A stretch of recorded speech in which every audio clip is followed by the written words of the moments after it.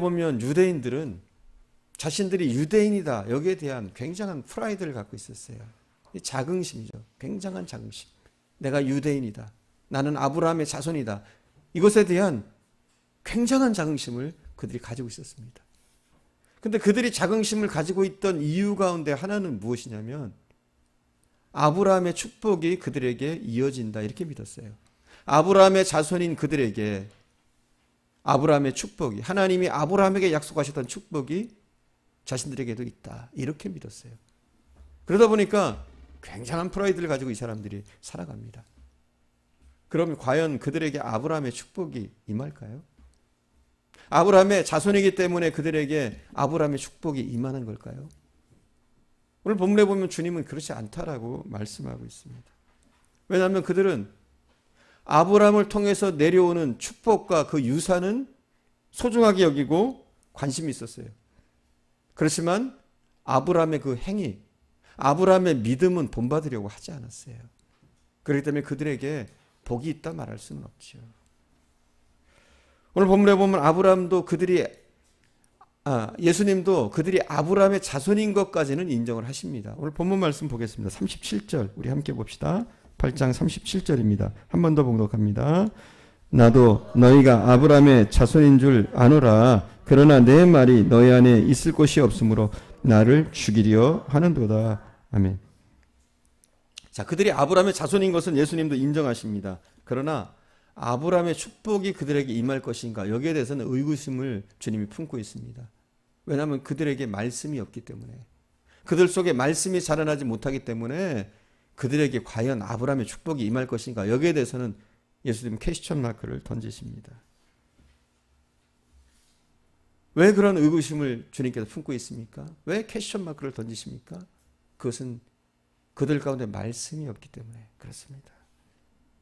아브라함이 믿음의 조상이 될 수 있었던 것은 아브라함 가운데 하나님의 말씀이 있었기 때문이에요.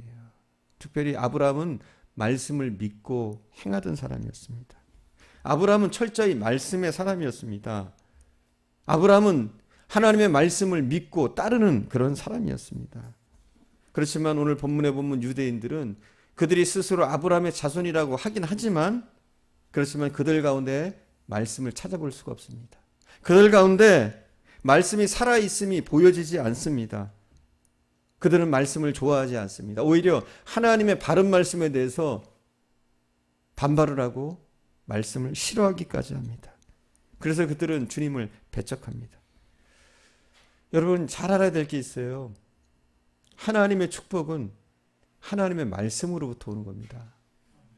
우리가 하나님의 말씀에 순종할 때 오는 겁니다. 축복은 우리가 하나님의 말씀을 듣고 그 말씀을 순종할 때 옵니다. 우리가 아브라함의 자손이라고, 아니 우리가 그리스도인이라고 축복이 그냥 따라오는 게 아닙니다. 우리가 우리 속에 하나님의 말씀이 있고 우리가 말씀대로 살아가려고 할 때, 말씀에 순종할 때 그 복이 임하는 겁니다. 만약 우리가 말씀 없이 축복을 받을 수 있다면, 아니 그런 일도 간혹은 있을 거예요. 하지만 그것은 진정한 축복이 아닌 줄 믿습니다. 축복을 받은 것처럼 보여도 그것은 잠시뿐 진정한 축복이 될 수는 없습니다. 사랑하는 여러분, 제가 묻습니다. 여러분 속에 말씀이 있습니까? 여러분더러 말씀을 들은 적이 있냐 묻는 게 아닙니다. 여러분에게 말씀을 알고 있냐 묻는 게 아니에요. 말씀 조금 안다고, 말씀 조금 들었다고 말씀이 있는 게 아니에요. 우리가 말씀을 듣는다, 말씀을 안다, 이건 뭐냐? 우리가 우리 속에 말씀이 있느냐, 이 말은 우리에게 말씀에 대한 관심이 있느냐, 이것부터 시작합니다. 여러분 말씀에 대해서 관심이 있습니까? 관심이 있어서 말씀을 보십니까? 이게 없이 우리가 우리 속에 말씀이 있다 말할 수 없어요. 여러분 우리는 말씀을 사모해야 돼요. 말씀을 가까이 해야 됩니다. 그리고 말씀을 따르려고 하고, 따르는 정도가 아니라 말씀이 나를 압도하도록, 내 정욕이나 내 생각이 압도하는 것이 아니라 하나님의 말씀이 나를 압도하도록 하는 것, 그것이 하나님의 말씀이 우리 속에 있는 겁니다. 여러분 다시 한번 묻겠습니다. 하나님의 말씀이 여러분 속에 있습니까? 아멘 하실 수 있는 여러분 되길 바랍니다. 말씀을 좀 가까이 하고 말씀을 사모하고 좀 말씀을 따르려고 하고, 아니 말씀이 나를 압도하는 그런 삶을 살 수 있기를 간절히 축원드립니다. 오늘 본문에 보니까 예수님은 본 것을 말한다 이렇게 말씀하십니다. 우리 38절 함께 봅시다. 38절 우리 함께 볼까요? 38절 한 목소리로 나는 내 아버지께서 본 것을 말하고 너희는 너희 아비에게서 들은 것을 행하느니라. 아멘. 38절을 공동 번역으로 다시 읽어보면 이렇게 나옵니다. 나는 나의 아버지께서 보여주신 것을 말하고 너희는 너희 아비가 일러준 대로 하고 있다. 이렇게 말을 하고 있어요. 무슨 말이냐? 예수님이 하시는 말씀은 스스로 지어내서 하시는 말씀이 아니에요. 뭐예요? 아버지께서 보여주신 것을 말씀하는 거예요. 그러니까 눈으로 보고 직접 체험한 것을 주님은 지금 말씀하고 있는 거예요. 그럼 유대인들이 알고 있는 건 뭐예요? 지금까지 알고 있는 뭐 신앙의 지식이나 그들의 율법은 뭐예요? 그들이 아비에게서 들은 거예요. 여러분, 들은 것이 낫습니까? 본 것이 낫습니까? 당연히 본 것이 낫죠. 우리 고사성어에 그런 말도 있잖아요. 백문이 불여 일견이다. 무슨 말이에요? 100번 듣는 것보다 한 번 보는 게 더 낫다는 거예요. 그만큼 보는 것과 듣는 것이 차이가 난다는 거죠. 그렇지 않습니까? 여러분도 살면서 경험할 거예요. 들은 것보다 한 번 보는 것이 훨씬 낫단 말이에요. 왜냐하면 들은 것은 틀릴 가능성이 많아요. 내가 들은 것. 내가 직접 보지 않고 내가 겪어보지 않은 것은 틀릴 가능성이 굉장히 많습니다. 우리가 접하는 정보들, 우리가 듣는 것들, 이런 것들은 틀릴 가능성이 너무 많아요. 오류가 많아요. 하지만 어때요? 내가 직접 가서 보고 체험하고 한 것들은 틀릴 경우가 별로 없어요. 내가 본 거니까, 내가 체험한 거니까 그래도 맞단 말이에요. 그렇지만 간혹 보면 어떤 사람들이 있냐면은 자기가 들은 것 가지고 본 것을 얘기하는 사람들한테 우기는 사람들이 있어요. 내가 맞다고, 내가 들은 게 더 맞다고, 네가 본 것보다. 그런 사람들이 있어요. 오늘 본문에 유대인들이 그런 사람이에요. 예수님은 어떤 분이에요? 본 분이에요. 하나님의 말씀을 직접 보고 체험하신 분이에요. 그리고 전하는 분인데 그들이 알고 있는 알량한 지식이 뭐예요? 그들의 조상에게 들은 것, 그들의 유전을 통해서 알게 된 것, 이런 것들이에요. 거기에는 맞는 것들도 있지만 틀린 정보들도 너무나 많아요. 그러나 그들은 그게 진리인 것처럼 믿습니다. 그들이 들었던 정보, 그들의 아비로부터 받았던 그 정보들을 진짜인 줄 알고 예수님이 다른 말을 하니까 자신들이 알고 있는 상식과는, 자신들이 들었던 말씀과는 다른 말씀을 하니까 뭐라고 그러냐면, 뭐라고 그래요? 네가 틀렸다는 거예요. 예수님 보고. 예수님 당신이 틀렸다는 거예요. 그리고 오히려 당신은 출신 성분도 알 수 없고 아비도 없는 자식 아니냐, 이렇게 노골적으로 얘기합니다. 자신들은 그렇지 않다는 거예요. 당신은 출신 성분도 모르지만, 네 집 자식인지도 모르지만 자기들은 조상이 아브라함이라는 거예요. 그러면서 오히려 자신들이 하나님의 자녀라고 우겨댑니다. 이런 모습들을 볼 수가 있어요. 이게 어디 이 사람들만의 잘못입니까? 우리도 우길 때가 많죠. 내가 가지고 있는 상식, 내가 지금까지 배웠던 지식, 내가 가지고 있는 생각, 이것이 하나님의 말씀보다 앞설 때가 너무 많아요. 그러면서 그러죠. 하나님 말씀이 틀렸어요. 목사님 말씀이 틀렸어요. 물론 여러분이 겉으로는 안 그럴 거예요. 근데 속으로는 그럴 거예요. 말씀을 들으면서도 그거 아닌데요. 그거 틀렸는데요. 여러분, 저 좀 믿어주세요. 저 그래도 많이 배웠어요. 여러분이 저를 어떻게 보실지 몰라도 한국에서도 신학 공부를 했고 영국에서도 거의 10여 년을 공부를 했어요. 신학이라면 누구 못지않게 많이 했습니다. 그러니까 저를 좀 믿어주셔도 돼요.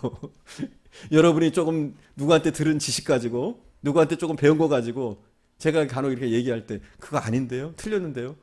물론 저도 실수할 때도 있을지 몰라요. 사람이니까. 하지만 그래도 여러분에게 그렇게 비판받을 정도로 모르진 않아요. 그러니까 믿고 따라주시고, 특별히 여러분 말씀에 대해서는, 하나님의 말씀에 대해서는 절대적으로 아멘 하시기 바랍니다.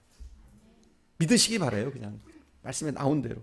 하나님의 말씀이 진리인 줄 아세요. 여러분이 지금까지 배웠던 것, 여러분이 들었던 것, 이런 것들은 틀릴 수 있다 인정하세요. 그리고 하나님의 말씀만이 오직 옳다, 이렇게 인정하실 수 있는 저와 여러분 되어질 수 있기를 바랍니다. 예수님이 너희들은 너희 아비에게서 들은 것을 말한다, 이렇게 얘기하니까 유대인들이 기분이 상했어요. 조상들을 그냥 아비라고 하니까 그러잖아요. 아버지의 낮춘말이잖아요. 그죠? 그렇게 말하니까 기분이 나빴어요. 그러면서 유대인들이 한다는 말이 뭐냐면 자신들이 아브라함의 자손이라고 다시 한번 우깁니다. 우리 39절 우리 함께 봅시다. 8장 39절 함께 봅시다. 대답하여 이르되 우리 아버지는 아브라함이라 하니 예수께서 이르시되 너희가 아브라함의 자손이면 아브라함이 행한 일들을 할 것이오늘. 아멘. 자기들이 아브라함의 자손이 맞다고 다시 한번 예수님 앞에 강력하게 얘기합니다. 그리고 예수님도 유대인들이 이렇게 나올 줄 아시고 그들의 말을 받아서 준비된 말씀을 하십니다. 39절 뒷부분인데 주님이 이렇게 말씀하시죠. 예수께서 이르시되 너희가 아브라함의 자손이면 아브라함이 행한 일들을 할 것이오늘. 예수님도 유대인들이 아브라함의 자손인 것은 알고 있습니다. 그리고 인정하십니다. 그들의 혈통에 대해서는 부인하지 않으셔요. 하지만 혈통은 인정하지만 그들의 행위에 대해서는 인정하지 않습니다. 그들의 혈통은 인정하시지만 그들의 하는 행사들은 인정하지 않으십니다. 그러면서 예수님이 하시는 말씀입니다. 아브라함의 자손이면 아브라함이 행한 일들을 할 것이오늘. 이렇게 말씀하십니다. 그럼 여기서 아브라함이 행한 일들이 뭡니까? 아브라함이 뭘 행했어요? 어떤 일들을 행했습니까? 아브라함이 했던 대표적인 일들이 무엇입니까? 그의 빛나는 행위가 무엇입니까? 다른 게 아니에요. 하나님의 말씀에 순종한 거예요. 여러분 이거 쉬운 거 아니에요. 하나님의 말씀에 순종한 것. 이게 어렵습니다. 우리가 하나님의 말씀에 진정으로 순종한다는 거 그게 어지간히 어려운 일이 아니에요. 하나님이 아브라함에게 창세기 12장 1절에서 이렇게 말씀하십니다. 너는 너의 본토 친척 아비집을 떠나서 내가 내게 지시할 땅으로 가라. 이렇게 명령하셔요. 그리고 또 22장 2절에 보면 내 아들 내 사랑하는 독자 이삭을 데리고 모리아 땅으로 가서 내가 내게 지시하는 한 산 거기서 그를 번제로 드리라. 이렇게 말합니다. 여러분 이게 아브라함이 이해해서 이 말씀을 따랐을까요? 사실 그 당시에 본토 친척 아비집을 떠난다는 것은 제가 가끔 설교할 때 말씀드리면 이걸 생명을 거는 일이라고 말씀드렸어요. 자기가 살고 있던 곳, 자기가 마련해놓은 터전을 떠나는 것, 그때 당시에는 생명을 거는 일이에요. 왜냐하면 먹고 살기 위해서 서로 죽음을 무릅쓰고 싸우기도 했으니까, 전쟁이 흔한 시기였으니까, 부족 간의 전쟁들이 심한 시기였으니까 누군가 낯선 사람이 자기 영토로 들어오면 바로 공격하는 거예요. 그럼 몰살당할 가능성도 충분히 있는 거예요. 그러니까 자기가 살고 있던 것을 떠난다. 말도 안 되는 거. 한번 생각해 봐요. 아브라함이 쭉 거기에 살았어요. 그 직업을 버리고 그 땅을 버리고 그죠? 그 재산을 버리고 떠난다는 것 상식에 맞아요? 이치에 맞아요, 여러분? 아브라함이 생각하고 있는 그 생각과 맞아요? 그리고 더군다나 아브라함은 어디로 갈지도 몰라요. 하나님이 너 어느 땅으로 가라 이렇게도 말씀 안 하셨어요. 너는 내가 내게 지시할 땅으로 가라 그랬어요. 그냥 지시할 땅으로. 어디로 갈지도 몰라요. 이해가 가요?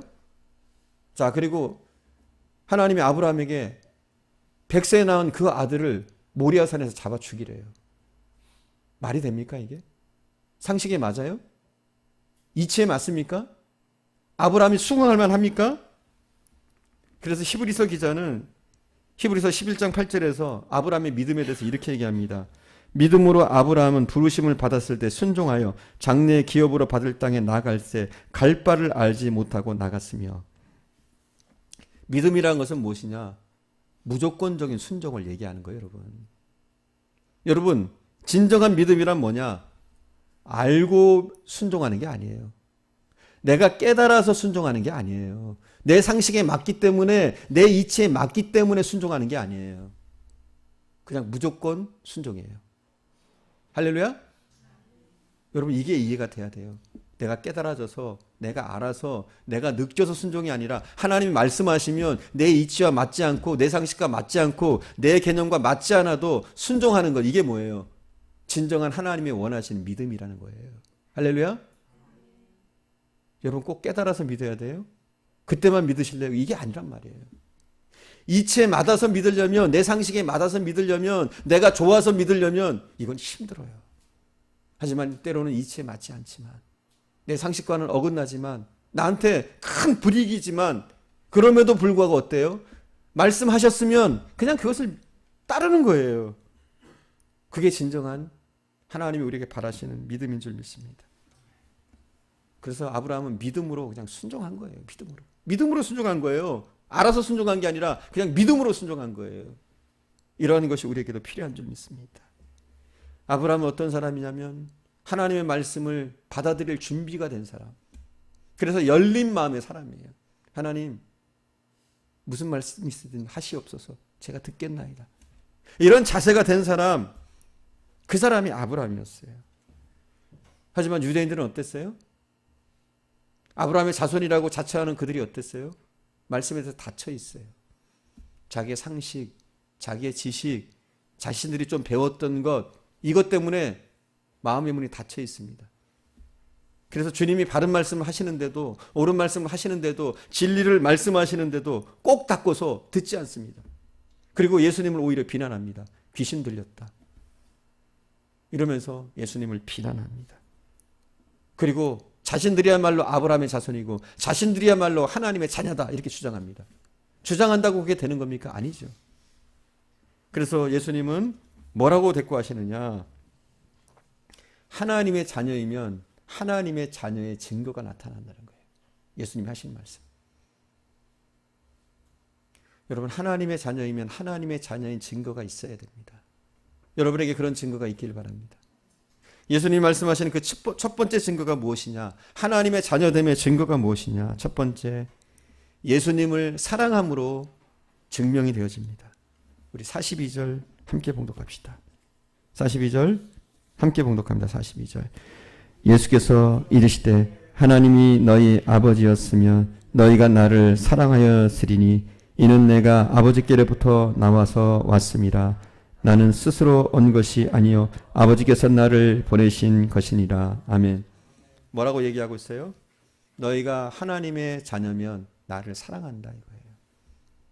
네, 그렇습니다, 여러분. 하나님을 아버지로 모신 사람은 예수님을 사랑할 수밖에 없습니다. 아니, 사랑하지 않으면 안 됩니다. 사랑할 수밖에 없습니다. 오히려 사랑하지 않으면 그게 이상한 겁니다. 내가 하나님의 자녀다. 그런데 나는 예수님을 사랑하지 않는다. 이건 있을 수 없는 말이에요. 왜 그렇습니까? 우리가 하나님의 자녀가 될 수 있었던 건 예수님 때문이죠. 예수님이 아니라면 우리는 하나님의 자녀가 될 수가 없습니다. 예수께서 우리의 죄를 사하시고 그 십자가에서 그 모진 고통을 당하시고 죽지 않으셨다면 우리에게는 하나님의 자녀가 될 길이 없었습니다. 특별히 이방인인 우리가 하나님의 자녀가 될 길은 없었습니다. 그러니 우리가 하나님의 자녀라고 하면서 예수님을 사랑하지 않는다는 건 그건 말도 안 되는 겁니다. 여러분, 하나님 자녀 맞습니까? 그렇다면 예수님을 사랑해야 됩니다. 요한복음 1장 12절에 이렇게 말씀하고 있습니다. 영접하는 자, 곧 그 이름을 믿는 자들에게 하나님의 자녀가 되는 권세를 주셨으니. 뭐라고요? 하나님의 자녀는 어떻게 된다고요? 예수님을 영접함으로, 예수 그리스도의 그 이름을 믿음으로 하나님의 자녀가 된다 이렇게 말하고 있어요. 그렇죠? 그때 우리에게 하나님의 자녀가 되는 권세가 있는 거예요. 예수도 믿지 않으면서 예수님을 사랑하지 않으면서 하나님의 자녀가 된다. 있을 수 없다는 거죠. 그래서 우리가 하나님의 자녀인지 아니면 단순한 교인인지 무엇으로 나타나느냐? 우리가 예수를 사랑하느냐 사랑하지 않느냐 이걸로 증거가 되어집니다. 자, 여러분 예수님을 사랑합니까? 그렇다면 여러분 몸된 교회를 사랑해야 돼요. 예수님의 몸된 교회를 당연히 사랑하게 되어 있습니다. 그래서 교회를 아끼고 사랑하는 그런 마음이 여러분에게 있기를 바랍니다. 예수님을 사랑합니까? 그럼 예수님이 핏값으로 사신 성도들을 사랑해야 됩니다. 성도 한 사람 한 사람이 서로 사랑하고 아끼고 또 섬기고 이럴 때 우리가 예수님을 사랑하는 증거가 나타나는 겁니다. 예수님을 사랑합니까? 그럼 죽어가는 영혼들을 사랑하게 되어 있습니다. 아직도 구원받지 못한 그 영혼들, 주께서 구원하시길 원하시는 그 영혼들을 보면서 안타까워하고 그들을 사랑할 수밖에 없습니다. 여러분 하나님의 자녀 맞습니까? 그렇다면 정말 예수 그리스도를 사랑하는 저 여러분 되어질 수 있기를 간절히 축원드립니다. 두 번째, 예수님의 자녀됨의 증거 두 번째는 무엇이냐? 말씀을 깨달음으로 증명이 되어집니다. 말씀을 깨닫느냐 깨닫지 못하느냐 이것으로 증명이 되어집니다. 우리 43절 함께 보겠습니다. 43절 함께 볼게요. 어찌하여 내 말을 깨닫지 못하느냐? 이는 내 말을 들을 줄 알지 못함이로다. 아멘. 유대인들은 예수님의 말씀을 깨닫지 못합니다. 예수님이 어떤 분이십니까? 말씀으로 이 땅에 오신 하나님. 우리가 들을 수 있는 언어로 우리에게 말씀을 전하시고자 인간의 몸을 입고 오신 하나님. 그분이 예수님이십니다. 예수님은 이 땅에 오셔서 어렵게 설교하시지 않으셨어요. 어렵게 가르치지 않으셨어요. 굉장히 쉽게 가르치셨습니다. 많은 요야를 활용하시고 그들이 일상에서 깨달을 수 있는 그런 일화들을 가지고 아주 쉽게 설교하시고 쉽게 진리를 가르치셨어요. 그래서 배우지 못한 사람도 충분히 이해할 만한 그런 방법으로 항상 설교를 하셨습니다. 그러니까 배우지 못해도 충분히 이해할 수 있고 무능해도 얼마든지 예수님의 말씀을 깨달을 수가 있었습니다. 근데 참 희한한 것은 뭐냐면 그 당시에 배웠다고 하는 바리새인들 또 사두개인들 또 제사장들이 예수님의 말을 듣지 못했습니다. 그들이 왜 깨닫지 못했을까요? 왜 예수님의 말씀을 이해하지 못했을까요? 43절 뒷부분에 나옵니다. 이는 내 말을 들을 줄 알지 못함이로다. 뭐라고요? 내 말을 들을 줄 알지 못함이로다. 이걸 공동번역에 보니까 조금 더 쉽게 이해가 가겠더라고요. 공동번역에 이렇게 나와 있어요. 내 말을 새겨 들을 줄 몰라서 그런 것이 아니냐. 뭐라고요? 새겨 듣지 못해서. 예수님의 말씀을 새겨 듣지 못해서 그들이 깨닫지 못하는 거예요. 자, 그럼 새겨 듣지 못한다는 게 무슨 말이에요? 뭐가 새겨 듣지 못하는 거예요? 제가 국어사전을 찾아봤어요. 국어사전 찾아봤더니 이렇게 나오더라고요. 새겨 듣다는 말은 국어사전에 보니까 이렇게 나와 있어요. 잊지 아니하도록 주의해서 듣다. 이런 뜻이에요.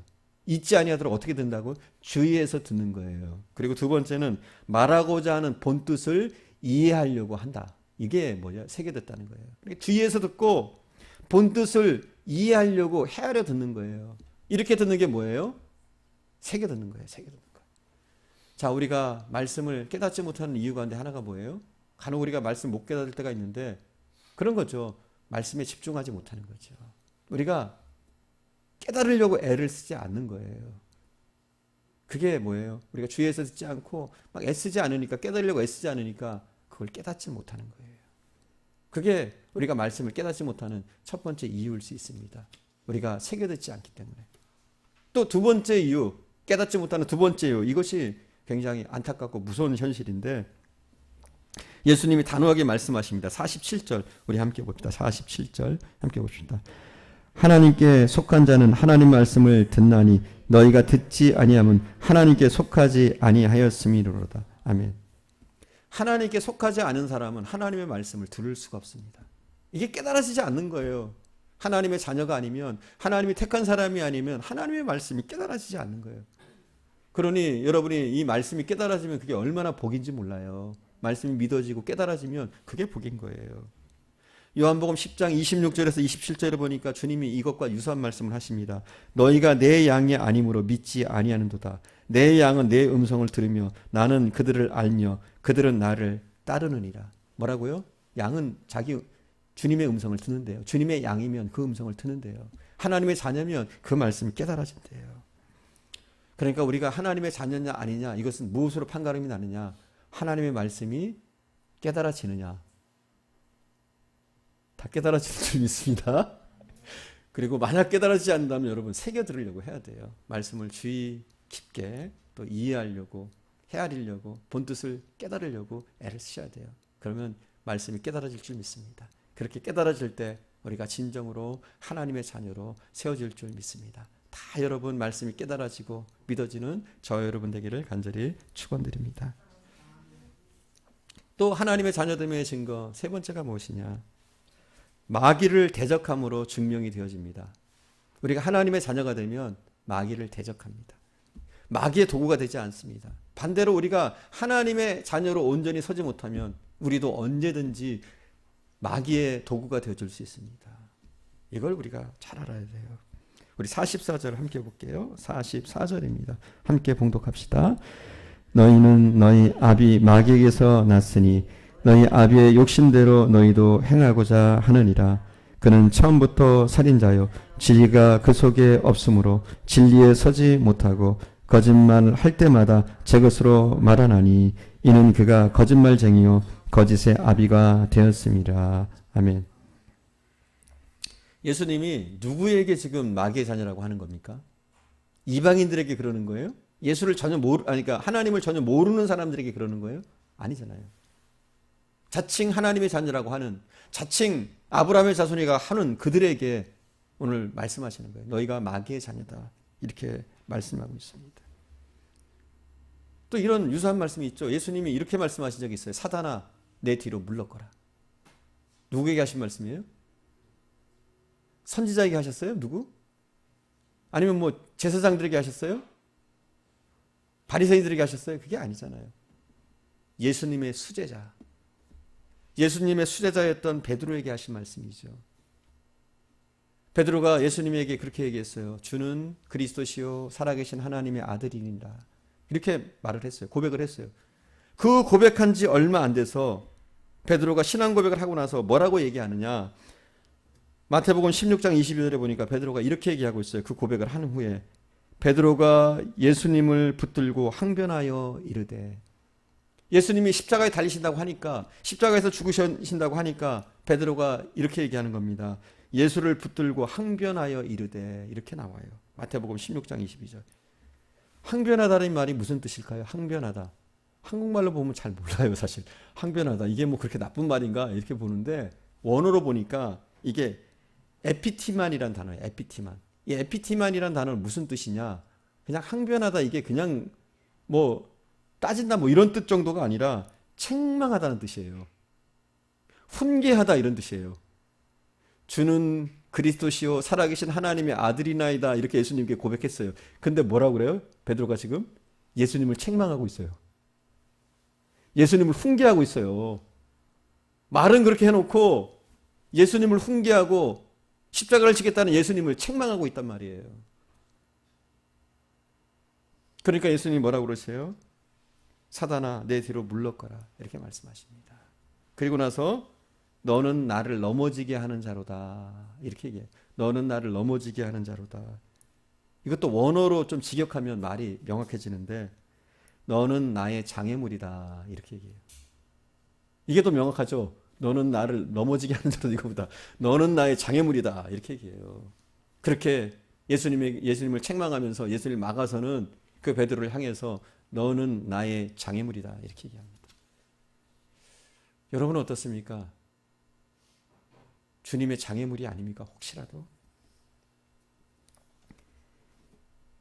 내가 하나님의 일을 생각하지 않고 도리어 사람의 일을 생각할 때 우리는 주님의 장애물이 될 수 있습니다.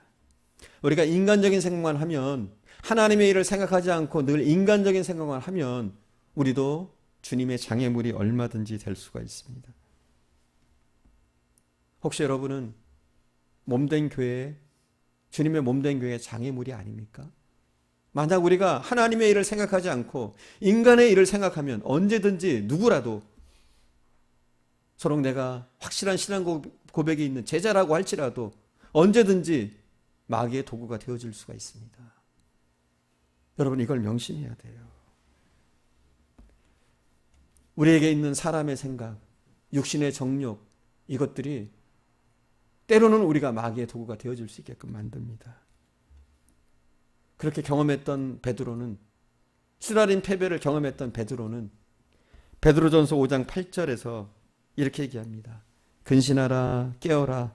너의 대적 마귀가 우는 사자같이 두루다니며 삼킬 자를 찾나니 너희는 믿음을 굳게 하여 저를 대적하라. 베드로는 실패를 여러 차례 했죠. 이렇게 말 실수뿐만 아니라 예수님이 겟세마네에서 기도하실 때 제자들에게 그렇게 말씀하시죠. 깨어 있어서 기도하라. 깨어서 기도하라 말씀하십니다. 여러 차례 말씀하셨지만 제자들은 깨어있지 못합니다. 그리고 어떻게 합니까? 깨어있지 못하니까 또 실수를 저지릅니다. 예수님이 붙잡히실 때 그들은 어떻게 합니까? 다 뿔뿔이 흩어지고, 베드로는 자기는 절대로 주님을 부인하지 않겠다고 맹세하던 베드로는 닭 울기 전에 예수님을 3번 부인을 합니다. 이런 처참한 실수를 저질렀던 베드로는 성도들 향해서 그렇게 얘기합니다. 근신하라, 깨어있으라, 마귀를 대적하라. 여러분, 우리 마귀를 대적해야 되는 줄 믿습니다. 우리가 깨어있지 못하면 우리는 언제든지 나는 마귀의 도구가 되어줄 수도 있다. 내가 하나님의 자녀지만, 내가 제자이지만 마귀의 도구가 되어줄 수 있다. 이것을 명심하시기 바랍니다. 사랑하는 여러분, 더욱더 기도하시면서 마귀와 대적하시고 여러분의 정욕들도 물리치시고 인간적인 생각들을 버리시고 더욱더 주님의 뜻을 쫓을 수 있는 저와 여러분 되어줄 수 있기를 간절히 축원드립니다. 마지막 네 번째는 예수님을 믿음으로 증명이 되어집니다. 하나님의 자녀인 것이 예수님을 믿음으로. 우리 45절 46절 함께 보겠습니다. 45절 46절 내가 진리를 말함으로 너희가 나를 믿지 아니하는도다. 너희 중에 누가 나를 죄로 책잡겠느냐. 내가 진리를 말하는데도 어찌하여 나를 믿지 아니하느냐. 아멘. 예수님은 진실만을 말하고 있습니다. 진리만을 말하고 있습니다. 그러나 유대인들은 그것을 믿지 못합니다. 만약에 예수님이 거짓말을 했더라면, 좀 가머니설로 그들을 사로잡았다면, 사탕발림으로 그들을 속였더라면 아마도 그들은 예수님을 따랐을지도 몰라요. 예수님이 십자가에 달릴 일이 없었을지도 몰라요. 그러나 예수님은 진리를 말씀하셨습니다. 그 어떤 상황 가운데서도 진리를 말씀하셨습니다. 진리를 말씀하셨지만 진실을 말하는 그 예수님의 진리를 그들은 받아들이지 못했습니다. 그렇습니다. 아무리 쉬운 말로 해도 진리를 말해도 믿지 못하는 사람은 믿지 못합니다. 왜냐하면 하나님의 자녀가 아니니까. 하지만 하나님의 자녀는 믿겨집니다. 참 신기한 것이. 그렇죠. 제가 자주 말씀드리죠. 제가 신기한 게 내가 예수가 믿어진 게 신기한 일이라고. 말도 안 되는데 성경에 보면 참 상식으로는 믿어지지 않는 것들이 너무나 많은데 그 모든 것들이 다 믿어진다. 이게 놀라운 일이라고. 저도 한때는 믿지 못하던 적이 있었다고 말씀드렸잖아요. 그죠? 근데 그게 믿어지기 시작했다고. 어느 날부터인가. 그게 참 신기한 거예요. 그게 은혜인 거예요. 바울이 평생을 선교를 위해서 사신 사람 아니에요. 사셨잖아요. 그리고 많은 사람들을 대했단 말이에요. 많은 나라에서 많은 사람들 전도하면서 바울은 데살로니가후서 3장 2절에 보면 이렇게 고백을 합니다. 그가 선교를 많이 한 후에 이런 고백을 해요. 믿음은 모든 사람들의 것이 아님이라. 이렇게 얘기를 합니다. 선언적인 얘기를 합니다. 뭐라고요? 믿음은 모든 사람의 것이다. 이렇게 해야 될 바울이 믿음은 모든 사람의 것이 아님이니라. 이렇게 얘기합니다. 왜 그랬을까요? 선교를 해보니까 안 되는 거예요. 그가 목숨을 바쳐서 했잖아요. 그리고 얼마나 달변가예요. 얼마나 똑똑한 사람이에요. 그럼에도 불구하고 그가 그렇게 똑똑하게 지적으로 학적으로 때로는 쉽게 설명을 해도 그걸 못 알아듣는 사람들은 못 알아듣는 거예요. 그러니까 여러 경험들을 통해서 오직 답답했으면 안타까웠으면 그런 말을 남기잖아요. 믿음은 모든 사람의 것이 아님이니라. 그러니 믿는 우리는 얼마나 복된 사람입니까? 그죠? 그래, 우리가 하나님의 자녀인 거예요. 말씀이 믿어지는 것이. 우리가 말씀에 사로잡혀 사는 것이. 말씀 보면 때로는 눈물이 나고 주님을 생각하면 가슴이 뭉클해지고 그 모든 사실들이 성경에 기록된 사실들이 믿어지는 것. 그것이 은혜고 하나님의 자녀됨의 증거인 줄 믿습니다. 여러분 가운데 오늘 살펴본 이 믿음의 증거들이 하나님의 자녀됨의 증거들이 확실하게 나타날 수 있기를 바랍니다. 더욱더 주님을 사랑하시는 저와 여러분 되어줄 수 있기를 바랍니다. 그렇잖아요.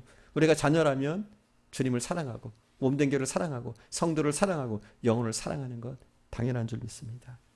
뿐만 아니라 우리가 하나님의 자녀라면 말씀을 가까이 하는 것, 또 말씀을 자세히 들으려고 그 뜻을 분별하려고 애쓰는 것, 이것이 꼭 필요한 줄 믿습니다. 여러분 2016년 한 해는 말씀을 가까이 합시다. 그리고 이해가 안 가더라도 깨달으려고 애를 쓰시고 또 이해가 안 가더라도 믿으시길 바랍니다. 그것이 하나님의 자녀됨의 증거인 줄 믿습니다. 또 세 번째, 마귀를 대적합시다. 그리고 항상 생각합시다. 내가 깨어있지 않으면 나도 마귀의 도구가 되어줄 수 있다. 이것을 생각하시고 늘 깨어있기를, 마귀를 대적하시기를 간절히 축원드립니다. 또한 더욱더 우리에게 믿음 주심을 감사하면서 더욱더 믿음으로 설 수 있는 한 해 되어줄 수 있기를 축원드립니다. 우리 찬양하신 후에 함께 기도하는 시간 갖겠습니다. 주님 곁으로 날 이끄소서. 우리 함께 찬양 드립니다.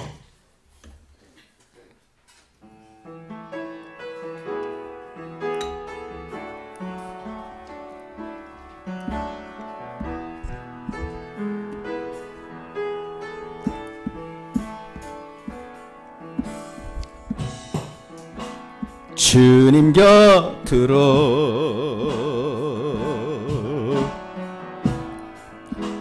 날 이끄소서.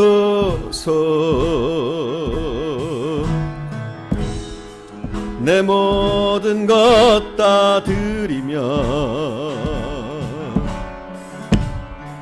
주 음성 듣기 원하네. 나의 참 소망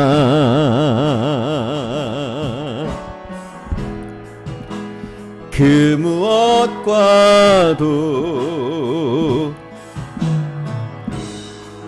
바꿀 수 없는 주 사랑, 그 품 안에 나 안기리. 주님의 길로 인도하소서.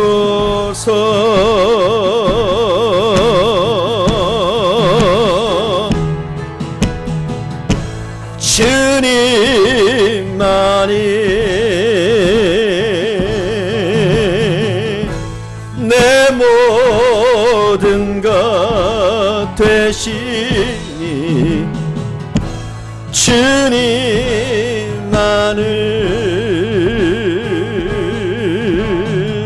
더 알게 하소서. 주님만이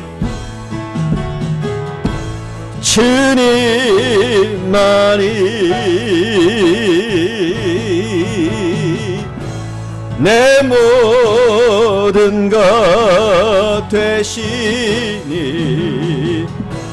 주님만을 더 알게 하소서. 더 알게 하소서. 한 번 더 주님 곁으로. 주님 곁으로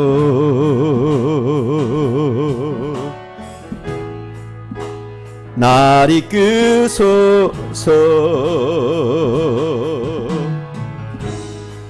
내 모든 것 다 드리며 주 음성 듣기 원하네. 나의 참 소망, 나의 참 소망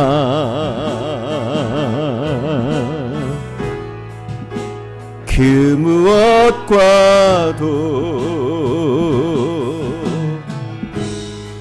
바꿀 수 없는 주 사랑, 그 품 안에 나 안기리. 주님의 길로 인도하소서.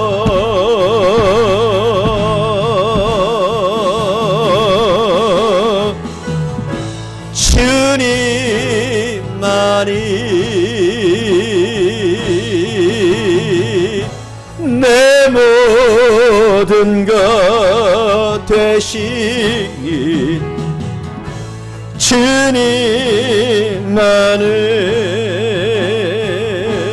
주님만을 더 알게 하소서. 주님만이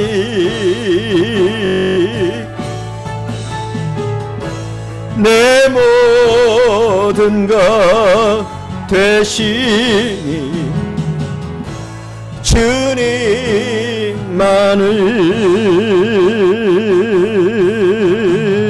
더 알게 하소서.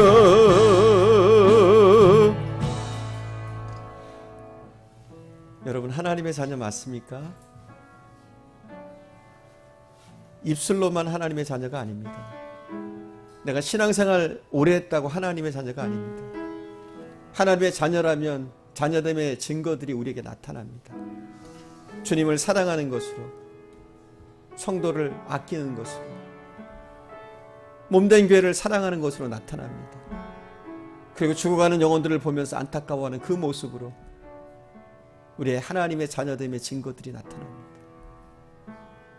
여러분, 말씀을 얼마나 사랑합니까? 하나님의 자녀라면 말씀을 사랑합니다. 말씀을 가까이 합니다. 말씀을 새깁니다. 말씀을 깨달으려고 애쓰고 말씀이 깨달아지는 줄 믿습니다. 여러분, 말씀을 가까이 하십시오. 특별히 2016년 한 해 말씀의 은혜 달라고 여러분 많이 기도하시기 바랍니다. 그리고 하나님의 자녀라면 우리는 마귀를 대적합니다. 또한 더욱더 믿음으로 굳건히 서게 되는 줄 믿습니다. 이 시간 우리 함께 기도합시다. 오늘 받은 은혜를 가지고 이 시간 함께 기도하는